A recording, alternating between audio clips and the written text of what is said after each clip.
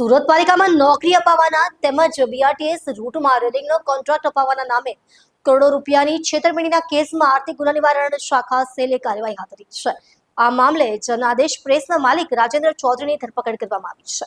ઇકોસેલમાં આરોપી વિરુદ્ધ બે અલગ અલગ ફરિયાદ નોંધાઈ હોવાનું સામે આવ્યું છે. પાલિકામાં નોકરી અપાવવાના નામે તેમજ બીઆરટીએસ રૂટમાં રેલિંગનો કોન્ટ્રાક્ટ અપાવવાની લાલચ આપી કુલ 16 જેટલા લોકોની સાથે છેતરપિંડી કરવામાં આવી હોવાનો આક્ષેપ છે. આ સમગ્ર મામલામાં ₹2 કરોડથી વધુની છેતરપિંડી સામે આવી હોવાનું તપાસમાં બહાર આવ્યું છે. પોલીસ તપાસમાં આરોપી રાજેન્દ્ર ચૌધરી વિરુદ્ધ અગાઉ પણ ગુનો નોંધાયો હોવાનું સામે આવ્યું છે. વર્ષ 2019માં અડાજણ પોલીસ મથકમાં તેની સામે છેતરપિંડીનો ગુનો નોંધાયો હતો. આ ઉપરાંત ચેક રિટર્નના પણ 9 કેસ તેની વિરુદ્ધ હોવાનું પોલીસ તપાસમાં જાણવા મળ્યું છે.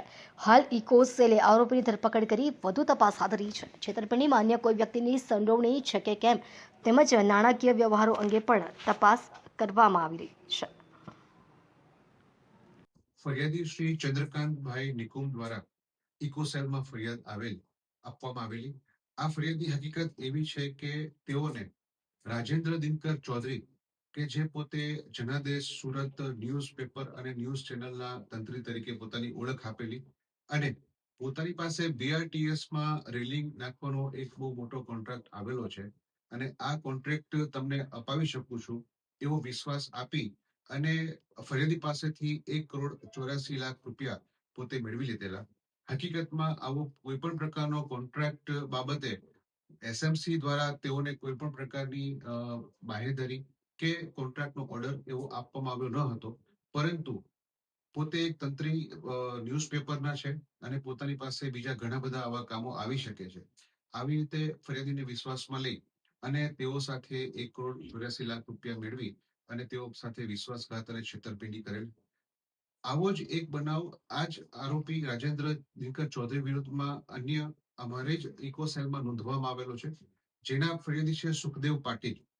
આ ફરિયાદીને હાલના આરોપીએ એવો વિશ્વાસ આપેલો કે મ્યુનિસિપલ કોર્પોરેશનમાં ઘણી બધી નોકરીઓની જાહેરાત બહાર પડવાની છે અને આ નોકરી જો તમારે મેળવવી હોય તો હું તમને અપાવી શકું છું એવો વિશ્વાસ આપી એને લાલચ આપી તેને પોતે એક વ્યક્તિ દીઠ તમારે ઓછામાં ઓછા ₹15,00,000 ખર્ચ કરવા પડશે આવી વાત કરી અને ફરિયાદી સુખદેવ પાટીલ પાસેથી 2 કરોડ ઉપરાંતની રકમ મેળવી લઈ તેઓ સાથે વિશ્વાસઘાત અને છેતરપિંડી કરેલ. આ બંને ગુના અમોએ ઇકોસેલમાં દાખલ કરેલા હતા અને ગુનો દાખલ થતા જ આરોપીને આ બાબતે પહેલેથી જ જાણ થઈ ગયેલી કે મારા વિરુદ્ધમાં ફરિયાદ નોંધાવવાની છે. તેથી આરોપી નાસી ગયેલો હતો અને અમે અમારી બાતમી આધારે આરોપીને રાજેન્દ્ર દિનકર ચૌધરીની ધરપકડ કરેલ છે. હાલ તે રિમાન્ડ ઉપર છે. કેટલા દિવસના રિમાન્ડ લેવામાં આવશે? 4 દિવસના રિમાન્ડ લેવામાં આવશે. આરોપી વિરુદ્ધ ભૂતકાળમાં હાલમાં ઇકોસેલમાં 2 ગુનાની તપાસ ચાલી રહી છે.